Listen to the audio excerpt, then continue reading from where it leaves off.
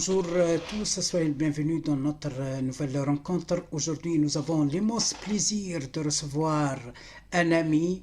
C'est un poète, romancier, essayiste, journaliste spécialisé dans les critiques de l'art et de cinéma, le grand écrivain Abdelhak Najib. Merci beaucoup, Sidi Abdelhak, d'être avec nous et d'accepter notre invitation. Je suis très heureux d'être parmi vous aujourd'hui. Je suis de ceux qui défendent la liberté et la voie de la liberté pour lutter contre toute forme de discrimination et d'exclusion. Et je suis très heureux d'être avec vous parce Merci. que vous faites un excellent travail dans ce sens-là.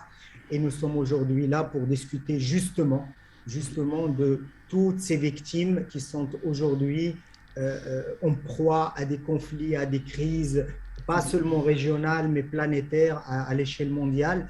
Et cela nous préoccupe et nous interpelle à plusieurs niveaux. Merci beaucoup.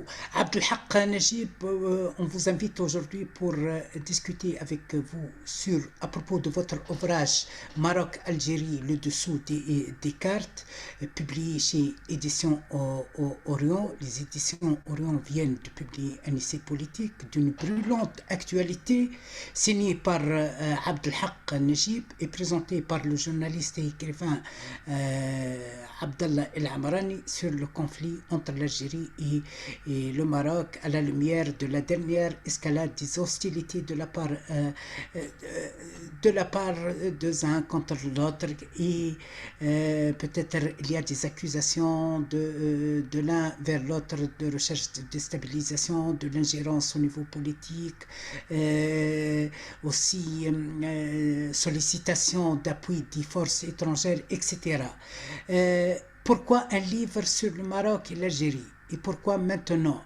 Et ce n'est pas un risque pour vous de traiter ce sujet brûlant maintenant, Sidi Abdelhak? Voici, la question est très bonne, je vous remercie. Voici le livre dont je vous le montre, Maroc-Algérie, le dessous des cartes. On va le trouver après sur notre affiche de Voilà, qui présentation. est présenté, comme vous l'avez bien souligné, par notre cher ami, grand écrivain et grand journaliste, très connaisseur du Maghreb et de la région et de l'Afrique et de la politique internationale, c'est Abdallah Al-Amrani qui a présenté ce livre parce que nous avons réfléchi tous les deux à une question importante aujourd'hui sur le plan régional, non seulement au niveau du Maghreb, mais au niveau du monde arabe et surtout de l'Afrique, dans ce conflit qui dure depuis très longtemps et qui est constamment nourri par des ingérences étrangères. Vous avez bien fait de le souligner, entre le Maroc et l'Algérie. On le sait, les frontières sont toujours fermées. Ce n'est pas normal pour les deux peuples qui s'aiment. Hein. Il faut souligner cette chose-là. Le peuple algérien pour lequel nous avons le plus grand respect, je tiens à le souligner. J'ai de très nombreux amis algériens. J'ai de très nombreuses familles algériennes. J'ai de la famille proche qui vit en Algérie depuis des années. Et même, il y a des familles divisées, je m'excuse, des familles ad hoc, une partie au Maroc, une partie en Algérie, Absolument, sur la absolument. frontière de Oujda, par exemple. Nous connaissons qu'il y a Absolument. des Il y a familles qui... des visées qui ne peuvent pas se rencontrer, qui sont obligés de partir ailleurs pour pouvoir se rendre à Tlemcen, à Oran, à Constantine ou à Alger ou ailleurs dans le sud algérien. Donc, c'est une situation extrêmement délicate dans un contexte politique aujourd'hui où nous avons besoin d'être unis, nous avons besoin de créer des pôles régionaux pour pouvoir répondre à ces nouveaux paradigmes qui se sont installés dans le monde depuis au moins 2 décennies et qui ont été renforcés par une crise financière et économique extrêmement terrassante qu'on oublie de souligner et qui a eu lieu entre 2007 et 2008 et qui a frappé de plein fouet toutes les économies mondiales. Et on a vu les ravages aux États-Unis, on a vu les ravages en Europe et avec l'Union européenne, et on a vu aussi les ravages en Asie. Et ça a donné corps aujourd'hui. Vous savez, ce n'est pas anodin que le discours de Vladimir Poutine à Munich en 2007 sur la question ukrainienne et sur la question de la guerre a coïncidé avec cette grosse crise financière et économique. Et 7 ans plus tard, il y a eu la première guerre d'Ukraine. Et en février 2022, nous en sommes à l'invasion d'un pays et l'Europe retrouve la guerre. Et nous ne voulons pas, nous, que l'Afrique retrouve la guerre. Au contraire, l'Afrique qui a été complètement nettoyée de tous les conflits, avec quelques zones de turbulence qui restent encore avec l'ingérence des pays étrangers. On l'a vu avec la France et ce qui s'est passé avec le Mali, qui était un fiasco total. Cette tutelle européenne sur les pays africains qui n'est plus de mise. On ne peut plus réfléchir aujourd'hui dans un monde globalisé, dans un monde moderne, avec des mentalités qui datent de plusieurs décennies en arrière, avec des mentalités colonialistes. C'est ce qui se passe et on le voit aujourd'hui. Le comportement, par exemple, de certains pays européens, et notamment la France, il faut le dire, et avoir le courage de souligner et d'assumer ses opinions, et c'est ce qui me caractérise et caractérise mon travail en tant que journaliste, en tant qu'écrivain et en tant que politologue, c'est justement de dire que ça suffit. Aujourd'hui, les Africains sont capables de gérer leurs affaires entre eux. Il n'y a plus place à cette ingérence, à cette vieille idée d'une France-Afrique héritée de la colonisation. Il y a une phrase terrible qui me revient à l'esprit, dite par un homme politique pour lequel j'ai quand même du respect. J'avais du respect pour l'homme, pour l'humain, pour l'homme de culture. François Mitterrand avait dit ce n'est pas parce que les pays africains retrouvent leur indépendance qu'ils sont vraiment indépendants. C'est-à-dire ce n'est pas avec la fin des colonies que l'indépendance est effective. C'est une phrase terrible de la part d'un homme comme François Mitterrand qui se targuait d'être humaniste et surtout défendait les droits de l'homme et les droits de souveraineté et surtout l'intégrité territoriale et humaine de chaque région. On le sait, l'Afrique est un continent qui a été pillé, spolié, qui a été complètement exploité. Ça continue encore dans plusieurs régions. Et la région du Maghreb est une région à gros enjeux. Ce qui nous ramène à notre Peut-être, Sidi Abdelhak, peut-être vous êtes mieux placé que moi. La déclaration de François Mitterrand est fidèle à elle-même. Elle confirme l'arrière-pensée et la vérité qui a dominé au sein du Parti socialiste, ce double discours, le non-racisme en public, mais le racisme, le déni du droit d'existence pour les autres peuples à l'intérieur. Ça n'a pas changé aujourd'hui, politique, ça n'a pas changé aujourd'hui. On le voit avec la politique d'Emmanuel Macron qui est pris de court en Afrique par cette pénétration marocaine avec sa politique d'ouverture et cette volonté souveraine du Maroc de créer une véritable plateforme de coopération sud-sud afro-africaine où les Africains se prennent en main, où les Africains travaillent ensemble, où les Africains créent des projets ensemble, où les Africains agissent de concert pour la prospérité et pour l'essor des populations africaines qui ont souvent été victimes de ce type d'ingérence et de ce type de tutelle qui n'existe pas. Et nous connaissons tellement de scandales, de grosses boîtes européennes qui ont fait des dégâts dans des pays africains et ça ne peut plus continuer. L'Afrique a changé. L'Europe et le monde entier doivent comprendre aujourd'hui que l'Afrique est un continent, c'est le continent de l'avenir. C'est le continent mère, mais c'est aussi le continent de l'avenir. Il y a un auteur qui avait dit un jour, l'avenir de l'humanité appartiendra à sa périphérie. Et bien, cette périphérie qui était incarnée par l'Afrique est aujourd'hui au centre des débats. C'est ce qu'a compris Sa Majesté le roi du Maroc, Mohamed VI, dans sa politique depuis son intronisation il y a 23 ans jusqu'à aujourd'hui. Regardez, il a effectué plus d'une 50aine de déplacements en Afrique dans toutes les régions pour créer justement ce climat de partenariat sud-sud avec des États responsables d'égal à égal dont le but suprême est de faire en sorte que les Africains se prennent en main, travaillent de concert et font des choses extraordinaires. Et ils en sont capables parce que le continent africain est un continent extrêmement riche. Il est riche de ses populations, il est riche de ses matières premières, il est riche de ses compétences et il est riche aussi de ses projections dans l'avenir. C'est dans ce sens que l'on voit aujourd'hui tout l'intérêt de la Chine pour l'Afrique. C'est dans ce sens que l'on voit l'intérêt de l'Inde pour l'Afrique. C'est dans ce sens que l'on voit l'intérêt des États-Unis pour l'Afrique, l'intérêt de la Russie pour l'Afrique. Mais reste un problème, le problème entre l'Algérie et le Maroc, qui est un problème crucial pour nous parce que nous partons du principe et le dernier discours de Sa Majesté le roi Mohamed VI était très clair à ce niveau-là. Il a dit qu'il faut respecter le peuple algérien, il faut aimer le peuple algérien, il faut tendre la main au peuple algérien. Et on n'a jamais cessé, la politique marocaine, en tout cas, Sa Majesté le roi, dans tous ses discours, a appelé à un dialogue franc, d'égal à égal, avec nos frères algériens parce que nous voulons créer la paix dans cette région, nous voulons des relations pérennes, nous pouvons imaginer l'Algérie avec tout son potentiel humain et tout son potentiel économique. Imaginez l'Algérie alliée au Maroc, imaginez l'Algérie alliée à la Tunisie, imaginez le Maroc, la Tunisie, l'Algérie, la Libye, l'Égypte et toute la région du Sahel avec toutes les pénétrations en Afrique de l'Ouest et en Afrique de l'Est et on peut aller jusqu'au sud, jusqu'en Afrique du Sud. Imaginez ce potentiel si on le mettait à profit pour pouvoir aujourd'hui créer un véritable marché africain qui sert les Africains d'abord, donc des partenariats économiques solides. On n'arrive pas à le faire parce que nous avons un conflit régional. Il ne faut pas oublier, permettez-moi, c'est Abdelhak, il ne faut pas oublier l'échec de la tentative de l'unification à travers l'Union maghrébine. Hein.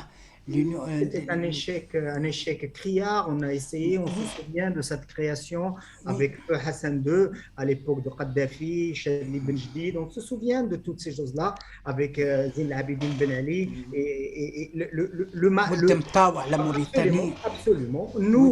Nous avons rêvé de ce grand Maghreb. Nous avons rêvé de ce Maghreb uni qui constitue d'abord une assise mobile régionale avec un marché, avec une région de libre-échange entre ces pays-là et qui peut former une véritable plateforme économique, politique, humaine solide pour pouvoir exporter son modèle à l'Afrique, à toute l'Afrique, avec le Sahel et avec toutes les régions dont on a parlé. Mais ce projet-là est un vœu pieux qui a été avorté dans l'œuf parce qu'on a pu, évidemment, en dehors de l'Algérie, parce qu'il ne faut pas accuser l'Algérie, je ne suis pas là pour accuser l'Algérie, je suis là pour dire que derrière tout ça, il y a une histoire à connaître. Vous savez, l'ex-chef d'État de la Libye qui est aujourd'hui dans le chaos, divisé complètement, et on sait pourquoi il a été divisé, et on sait quel rôle la France a joué dans cette division et dans cet éclatement et dans le chaos que vit aujourd'hui la Libye. Muammar Kadhafi était contre cette idée du Grand Maghreb.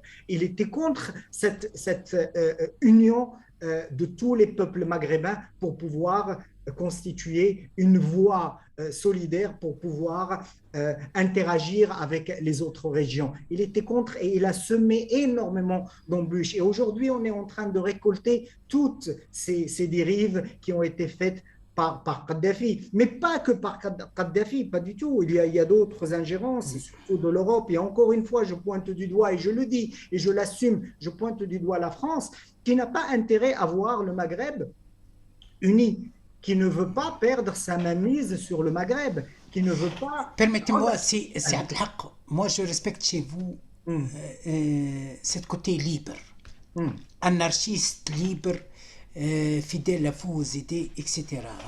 Vous êtes parmi les rares aujourd'hui qui scandalisent l'ingérence de la France et l'instrumentalisation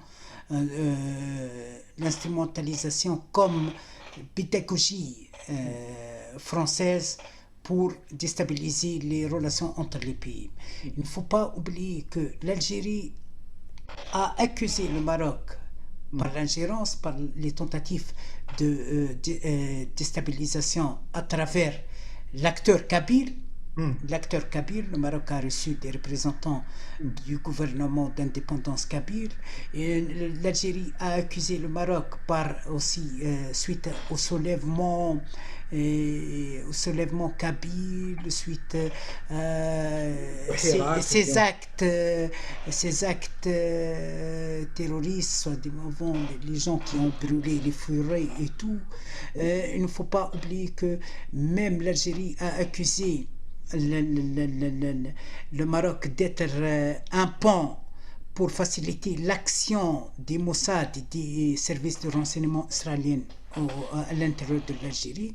En même temps, le Maroc a accusé l'Algérie par la volonté de déstabilisation, par la carte polémique qui est Sahara occidentale. Et qui est on a une, vu aussi maintenant, ces jours, il y avait même des perturbations des relations entre la Tunisie et le Maroc à cause de ça, parce que la vous avez, Tunisie s'aligne voilà, aveuglement voilà. avec la Aveuglement, ligne vous avez algérienne. dit le mot, vous avez dit le mot. Je vous remercie pour l'utilisation de ce mot qui décrit très bien la situation, l'aveuglement. La Tunisie qui a sombré dans le chaos avec une action et un acte complètement irréfléchi qui relève vraiment au-delà de l'amateurisme politique, mais de la folie au moment où nous avons besoin d'être solidaires, au moment, et sans oublier tout le travail qui a été fait par le Maroc, toutes les aides qui ont été apportées par le Maroc, tous les soutiens qui ont été apportés par le Maroc pour la Tunisie, justement dans ce regard africain pour un pays frère. Et la réponse a été cette réception de ce chef présumé de ce groupe que moi je qualifie de groupe terroriste parce que nous avons, et tout le monde le sait, ce groupe-là est affilié à des Là, réseaux je de reviens trafic, exactement à des, Oui, sur je la à m'excuse. des, parole. Oui, à des réseaux de trafic de tous les genres. Et c'est cette mauvaise graine qui existe encore en Afrique qui fait que le conflit entre le Maroc et l'Algérie dure encore. Et ça sert les intérêts d'autres forces. Regardez, ce n'est pas un hasard, vous l'avez dit vous-même et je vous en remercie, ce n'est pas un hasard que l'acte de la Tunisie coïncide avec la visite du président Emmanuel Macron à Alger et au même moment, nous avons l'invitation donc de la Tunisie, de ce chef présumé de cette clique, qui débarque à Tunis, alors que le Japon avait affirmé, et d'ailleurs il y a eu un communiqué après cela, que cette entité-là était indésirable et qu'elle n'a aucune place entre les nations parce que personne ne la reconnaît. Donc, partant de ce principe-là, il est aujourd'hui urgent de s'aligner sur la vision telle qu'elle est aujourd'hui acceptée par la majorité de la communauté internationale. On l'a vu avec la reconnaissance des États-Unis, avec l'Espagne, qui à un moment donné était dans un autre camp, mais qui s'est alignée sur la raison et la voie de la raison, parce que le Maroc, qu'est-ce qu'on veut l'Espagne a été, politiquement, l'Espagne a été poussée de s'aligner avec la position marocaine.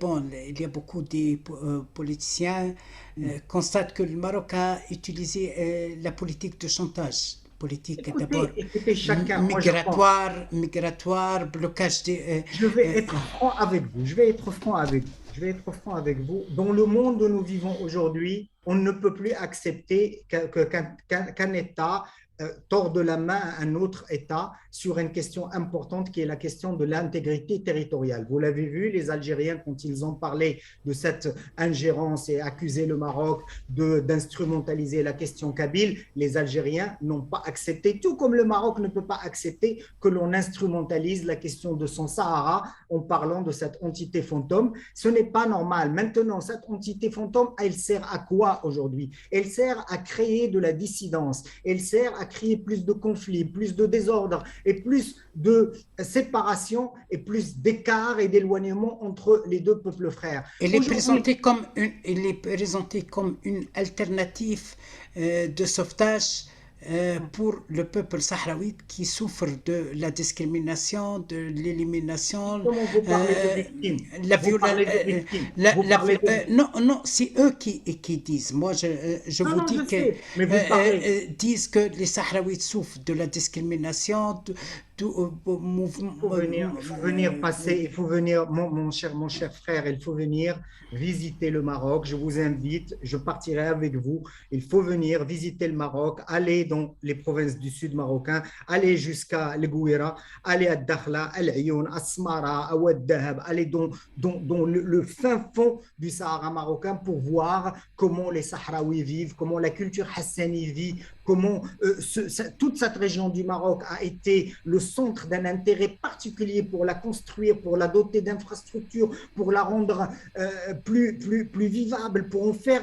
un fleuron de l'économie marocaine. Et c'est le cas aujourd'hui. Regardez l'éclat mondial et le rayonnement d'une petite ville comme Dakhla qui est connue aujourd'hui mondialement. Il y a un travail de fond qui est fait dans ce sens-là. Et nous n'avons pas besoin de continuer dans le conflit alors qu'on sait qu'il y a une solution qui est approuvée par pratiquement 99% de la communauté internationale sous l'égide des Nations Unies. On peut se mettre à table, on peut discuter d'homme à homme entre chefs d'État, entre le roi du Maroc, entre les dirigeants algériens, et on parle d'homme à homme et on essaie de résoudre ce problème qui dure depuis très longtemps. Il devient l'un des plus vieux conflits au monde sur des bases qui desservent l'Afrique, qui handicapent profondément la politique, l'économie et la société maghrébine, alors que nous avons besoin aujourd'hui de faire corps avec nos frères algériens. Encore une fois, je le dis, le Maroc a besoin de l'Algérie comme l'Algérie a besoin du Maroc. La Tunisie a besoin du Maroc comme le Maroc a besoin de la Tunisie. Le Grand Maghreb a besoin du Maroc comme il a besoin de l'Algérie, de la Libye, de la Mauritanie, du Mali, du Burkina Faso, du Niger, du Tchad et de toute la région du Sahel. Le Maroc et l'Algérie, ils ont besoin de l'Afrique aujourd'hui pour pouvoir travailler et créer des choses extraordinaires. Ce n'est pas anodin non plus que une fois la guerre éclate en Ukraine, une fois il n'y a plus d'approvisionnement en gaz, après toutes les déclarations scandaleuses d'Emmanuel Macron à l'égard de l'Algérie et de la mémoire de l'Algérie, il revient pour faire son mea culpa et pour demander du gaz. Vous voyez, la loi du gaz était plus forte que la loi humaine. La loi du gaz et de l'économie, de l'argent, c'est ça. Eh bien, imaginez la France sans le gaz algérien. Imaginez la France sans les matières premières qui viennent de l'Afrique et des anciennes colonies. Eh bien, la France serait 14e ou 15e économie mondiale. C'est-à-dire, elle ne comptera pas, elle n'aura aucune espèce de présence ni d'incidence sur le cours de l'économie mondiale. Et ça, on le sait, la France traverse une grave crise et ne doit pas instrumentaliser les Marocains et les Algériens et les Tunisiens et les Mauritaniens pour installer une vision de sa politique. Non, nous n'avons pas besoin de démocratie à l'européenne. Nous n'avons pas besoin de démocratie à l'américaine. Nous avons besoin de démocratie intérieure qui viennent de nous, qui naissent avec nos identités, avec nos cultures, avec nos maillages et avec nos diversités. Nous avons besoin de donner corps à des sociétés avec une identité propre. Le peuple algérien est un peuple fier, le peuple marocain est un peuple fier, le peuple tunisien est un peuple fier, et les autres aussi. Et tous ces peuples, ils ont une histoire plus vieille que l'histoire française. Et oui. Pourtant, voilà, plus vieille, il faut la revendiquer, cette histoire. Il ne faut jamais oublier qu'aujourd'hui, les pays africains, le Maroc, comme l'Algérie, comme la Tunisie, comme tous les autres, ils ont besoin de dire au monde entier, nous ne pouvons communiquer avec vous que d'égal à égal. Nous n'avons de leçons à prendre de personne, surtout en termes de droits humains, surtout en termes d'instrumentalisation. Moi, je suis choqué quand je vois, par exemple, des associations en Europe parler de ce qui se passe, par exemple, en Algérie, après le soulèvement populaire, ce qu'on a appelé le Hirak, et ils ne critiquent pas ce qui se passe chez eux quand ils tabassent les gens dans la rue, quand les gilets jaunes sont gentils, quand il y a des émeutes dans les banlieues. Comment sont traités les Maghrébins en France? Comment sont traités nos frères africains en France? Comment sont traitées les minorités en France? Tout ça, on l'oublie, mais on va focaliser sur l'autre. On va venir donner la leçon à Rabat et donner la leçon à Alger. Ce n'est plus possible. Je m'excuse. Je sais bien combien vous êtes fier de votre appartenance marocaine, votre Et appartenance africaine, africaine et maghrébine. arabe et musulman. Je sais bien ça. Et vous, vous êtes un opposant cruel pour les donneurs de leçons Oui, de l'extérieur. Je sais bien ça. Aujourd'hui, je sais parce que vous connaissez bien la région et ses contours. tout à fait. Aujourd'hui, avec le départ des Français et la clôture de l'opération Berkane, Hmm, les Français disent que l'Afrique va être livrée au terrorisme. Parce hmm. que vous, les Africains, vous êtes incapables de gérer vos affaires. C'est Vous une n'avez insulte. pas établi, C'est une insulte. vous n'avez pas réussi à établir une conception de gouvernance pour vos affaires. C'est Euh, une euh, insulte à l'égard des Africains, mon cher ami. C'est une insulte à l'égard des Africains. Nous avons des chefs d'État africains très compétents. Nous avons une jeunesse africaine extrêmement compétente et dans tous les domaines. Et les présidents et les chefs d'État africains peuvent gérer leurs affaires internes et leur souveraineté entre eux. Et on le voit comment les choses se passent dans des accords bilatéraux, dans les réunions des sommets au niveau de l'Union africaine ou au niveau de la CEDEAO ou au niveau de la région du Sahel. On le voit comment les Africains arrivent à gérer. Ce que les Français n'acceptent pas, ce que certains pays européens, même l'Allemagne à un moment donné s'est alignée sur cette position, mais elle a très vite revu ses cartes parce qu'elle s'est fourvoyée. La France voudrait faire croire au monde encore que le continent africain est un continent qui n'a pas atteint sa maturité politique pour pouvoir se gérer lui-même. C'est une erreur. C'est une erreur stratégique, c'est une erreur politique, c'est une erreur historique à ne pas commettre. Malheureusement, le gouvernement français actuel répète des erreurs du passé avec un anachronisme criard qui est révoltant, qui est vraiment révoltant, dans le sens où le chef d'État français n'a pas compris le cours de l'histoire, n'a pas compris. Peut-être me poserais-je la question, est-ce qu'il a vraiment l'envergure d'un grand chef d'État pour comprendre les véritables enjeux de l'Afrique? Hein? Est-il vraiment formé?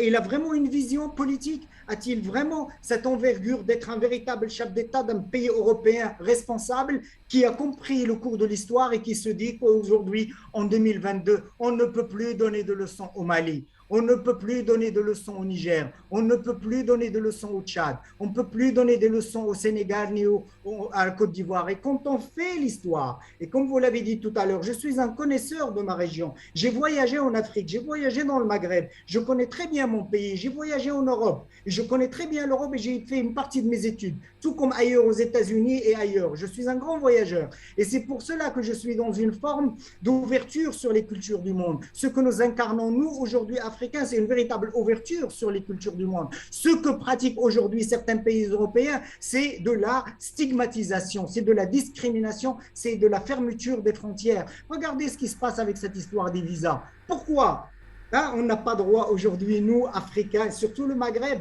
hein, on a imposé une loi de réduire de moitié les visas pour les Marocains, les Algériens et les Tunisiens. Puis après, c'est passé à plus de 75% pour Peut-être atteindre. peut-être à cause de l'immigration clandestine. Non, mais ça aussi, c'est une gare. Ça aussi, Peut-être, c'est une. oui, peut-être que vous n'êtes pas des Ukrainiens, mais souvent on vous accuse du non-respect de la démocratie, de transparence, la corruption et tout. C'est pour cela qu'on dit que l'Afrique a besoin de l'aide occidentale. Du tout. L'Afrique n'a besoin de l'aide de personne. C'est l'Europe qui a besoin de l'aide de l'Afrique aujourd'hui.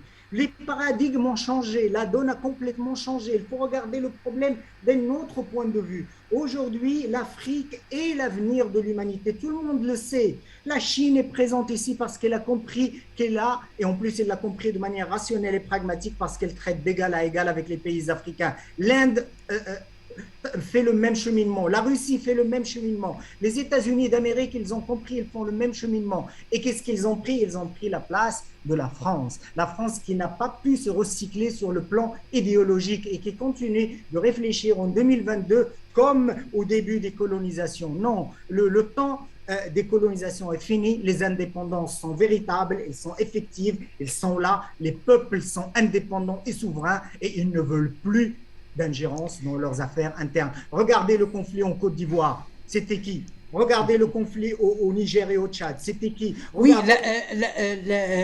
il y a une longue histoire de complaisance et aussi clientélisme politique. Il ne faut pas oublier qui a tué Thomas Sankara, qui a liquidé Patrice Lumumba et Voilà. tout. Et tout. Mais Sidi Abdelhak, les Français surtout, ils vous accusent d'avoir un sens de non-reconnaissance, d'être ingrat, parce que vous avez des soldats français qui ont tombé. Ça fait 2 jours, j'ai organisé une Combien, visioconférence. Il y avait un directeur d'un centre de sécurité français. Il dit, mais écoutez, vous êtes ingrat. Nous avons donné des martyrs qui et ont nous tombé avons, et en Mali. Hein? mon cher ami, combien de Marocains sont tombés pour l'armée française, la Première Guerre mondiale et la Deuxième Guerre mondiale et en Indochine? Combien d'Algériens sont tombés? Combien de Harkis sont tombés pour la France? Combien de Sénégalais sont tombés pour la France? Combien d'Ivoiriens? Combien de Camerounais? Combien de Tchadiens? De Maliens? De Burkinabés? Combien de Togolais? De Béninois? La liste est pleine. Ce sont des millions et des millions de personnes qui ont donné leur vie dans des guerres qui ne les regardaient pas parce qu'ils étaient des soldats forcés de combattre et ils étaient ce qu'on appelle la chair à canon. Ils étaient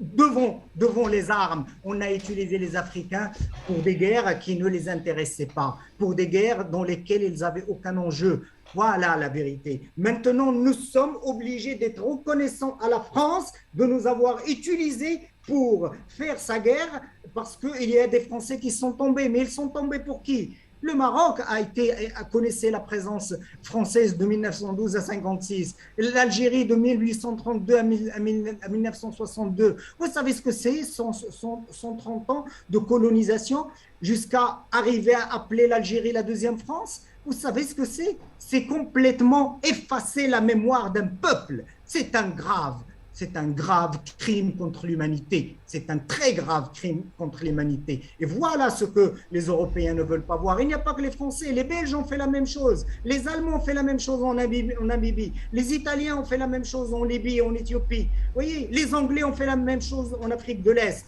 Il ne faut pas oublier qu'il y a de tout temps, on a considéré, sans parler du racisme, sans parler de la couleur des peaux des gens, aujourd'hui encore, dans des pays européens qui se targuent d'être démocratiques, qui parlent des droits de l'homme, qui font des rapports fabriqués sur le respect des droits de l'homme, ils versent dans un racisme incroyable. Comment on peut aujourd'hui encore parler de la couleur de la peau des gens? Comment on peut parler de tel qui est jaune, de tel qui est noir, de tel qui est brun, de tel qui est blanc? Nous sommes une humanité unie, nous sommes des êtres humains et on l'a vu avec la crise et la pandémie du Covid-19 qui a touché tout le monde. Est-ce que ça a épargné tel blanc ou tel noir ou tel jaune? Il n'a épargné personne. Vous voyez, face à un petit virus invisible, il a rendu tout le monde égal avec des millions de morts, plus de 21 millions de morts avec les dégâts collatéraux, c'est plus que la Première Guerre mondiale sur 5 ans qui a connu 20 millions de morts. Et on n'a pas encore pris la leçon et la pleine mesure d'une catastrophe humaine comme celle-ci. Au contraire, il faut prendre conscience de ça. Et le monde a changé. Et pour cette histoire-là, cette France et cette Europe qui se targuent de vouloir aider les Africains qui sont incapables de s'aider eux-mêmes, qu'est-ce qu'ils ont fait pendant la crise du Covid? Combien de masques ont-ils envoyés en Afrique? Ils sont comptés. Combien d'appareils respiratoires? Combien de médicaments ils ont envoyés? Le Maroc a envoyé au moins 10 fois le double. Le Maroc a envoyé encore plus que la Chine pour les aides africaines. Pourquoi? Parce qu'il y a une véritable politique entre les Africains pour s'entraider. Il y a aidé, même en Tunisie, il y a eu un hôpital de campagne qui a été construit par le Maroc, un hôpital au Mali, au Burkina Faso, partout, avec 8 tonnes de médicaments qui ont été envoyés par le Maroc. Est-ce que la France l'a fait? Non, la France ne l'a pas fait, pas du tout. Et on voit les résultats aujourd'hui. Combien de morts en France à cause du Covid? Combien de morts aux États-Unis?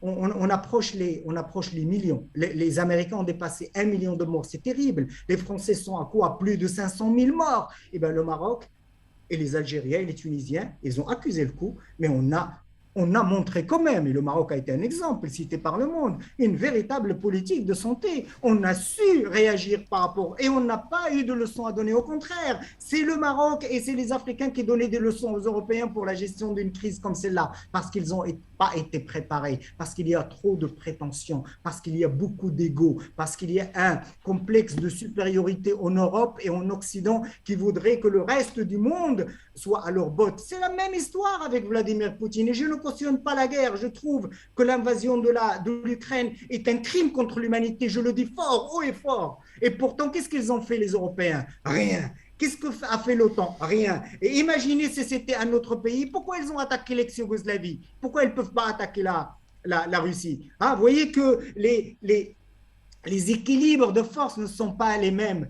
Quand il s'agit de pays africains, on va les accuser. Quand il s'agit de la Russie, on est en train de demander pardon et de négocier dans les coulisses l'approvisionnement en gaz. Et non, quand même, tout en livrant un peuple entier, qui est le peuple ukrainien, à l'invasion des Russes. Vous voyez le poids des intérêts économiques qui sont au-delà de toute autre chose dans le monde où l'on vit aujourd'hui. Eh bien, l'Afrique n'applique pas cette politique-là. L'Afrique, c'est un continent humain. C'est un continent où l'humain compte encore et beaucoup parce que c'est un continent qui a souffert, parce que c'est un continent qui a beaucoup donné, parce que c'est un continent qui a été attaqué de toutes parts, parce que c'est un continent qui a souffert de la traite des humains, qui a souffert de l'esclavage, qui a souffert du racisme, qui a souffert de toutes les magouilles et les micmacs politiques possibles et imaginables. Et aujourd'hui, quand un continent se réveille, quand un continent dit non, on est en train de le diviser, on est en train de travailler dans les coulisses pour l'affaiblir davantage. Mais le problème, c'est que ce n'est plus possible. Une page de l'histoire est tournée et cette page qui commence est une page qui doit compter avec l'Afrique comme un continent à part entière, solidement construit, avec des États souverains, avec des chefs d'État qui n'acceptent plus de leçons de personne. Maintenant, réglez-vous les Occidentaux. Et moi, je n'ai rien contre l'Occident. J'aime la culture française, j'aime le peuple français, mais je ne cautionne pas du tout la politique de M. Macron. Tout comme j'aime le peuple américain. J'ai vécu à New York, je connais les Américains, mais je ne cautionne pas la politique de l'administration américaine quand il s'agit de conflits ou quand il s'agit d'ingérence dans les politiques intérieures des États. Comme on ne peut pas cautionner l'invasion de l'Europe. Et le grand échec aujourd'hui de l'Occident, c'est quoi? C'est que la guerre est revenue en Europe, c'est que la Russie a envahi un pays souverain et qu'ils ont gardé les bras croisés en spectateurs incapables de réagir. Voilà ce qui fait Ils n'ont pas, aujourd'hui… c'était Abdelhak, permettez-moi, ils n'ont pas. L'Occident est impliqué dans cette guerre, hein, directement ou indirectement. Livraison de l'arme, l'accueil des réfugiés, l'encouragement de Zelensky d'aller jusqu'au mur. Ça veut dire qu'ils sont impliqués directement. Ils ont été même instrumentalisés par les Américains. Mon dernière question, c'est Abdelhak. Est-ce que vous pensez qu'il y aura un issue pacifique pour ce conflit algéro-marocain? Je suis optimiste à 100%. Je crois en un avenir meilleur pour nos deux pays. Je suis convaincu, je le dis dans le livre, et M. Abdelal Amrani, qui connaît mieux que moi le Maghreb, parce qu'il a fait ses études en Tunisie, il connaît très bien le peuple tunisien, il connaît très bien le peuple algérien, c'est un journaliste de la première heure, et bien cet homme, il m'a dit clairement, il me dit, Najib, ce conflit va finir par se régler, mais il faut les bons interlocuteurs pour cela. L'histoire va nous montrer dans les prochaines années que ce conflit qui dure depuis très longtemps va finir et que le Maroc et l'Algérie et la Tunisie et le Maghreb et toute la région du Sahel et l'Afrique de l'Ouest et de l'Est peuvent constituer un véritable pôle économique, politique, humain qui fera pâlir d'autres économies mondiales qui sont aujourd'hui le couteau sur la gorge et surtout qui ont la bouche ouverte parce qu'ils ne savent plus où donner de la tête, d'où toutes ces dérives, d'où ces faux pas, les gens qui sont mêlés les pinceaux, un discours et son contraire, on ne sait plus sur quel pied danser. Toutes ces choses-là sont révolues. Je suis convaincu que les Marocains et les Algériens, les deux peuples, s'adorent, s'aiment et se respectent et ils doivent se respecter. Et je le dis encore ici, j'appelle tous mes amis, j'appelle tous les Marocains, j'appelle tous mes frères marocains et mes frères algériens.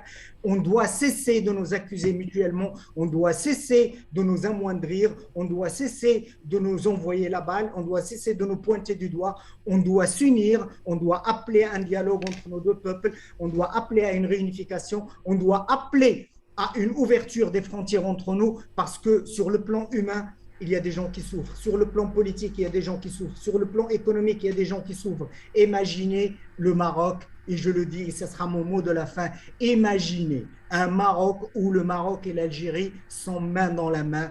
Ils peuvent faire basculer le cours de l'histoire moderne. Je le dis et je l'assume. Le Maroc et l'Algérie sont capables de faire des miracles, mais ils doivent le faire la main dans la main. Et j'espère que nous allons le faire rapidement, parce que la volonté marocaine est certaine dans ce sens. Elle est certaine. Nous voulons être en paix avec nos frères algériens. Nous voulons rencontrer les Algériens. Nous voulons voyager en Algérie. Nous voulons que les Algériens voyagent chez nous. Nous voulons rétablir toutes nos relations avec ce pays frère et ami de longue date, comme nous l'avons toujours fait, comme nous avons toujours soutenu d'ailleurs, nous avons soutenu, l'histoire nous le dit, tous les mouvements d'indépendance en Algérie. Ils résidaient au Maroc. Ils étaient aidés par feu Mohamed El-Khamis. Ils étaient aidés par feu Hassan II. Et on n'en a jamais cessé de vouloir justement cette paix et cette grandeur de ce grand Maghreb qui, pour moi, ce n'est pas un rêve, il est réalisable. Il est réalisable et de manière pragmatique, de manière rationnelle, avec une grande volonté politique